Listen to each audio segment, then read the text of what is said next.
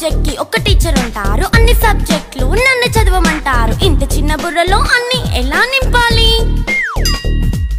Class work, home work, fair notes అంటారు. Subject కి 3 books పెట్టి బ్యాగ్ నింపుతారు. ఇన్ఫాక్ట్ నా బరువు కన్నా నా బ్యాగ్ బరువే ఎక్కువ.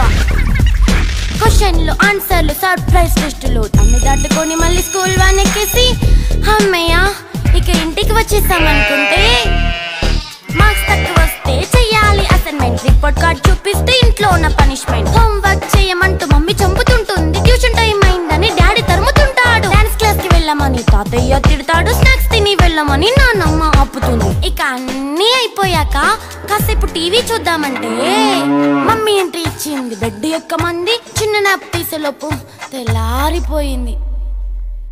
అయ్యో మళ్ళీ మొదలు ఈ స్కూల్ కష్టాలు, ఇక మళ్ళీ మొదలు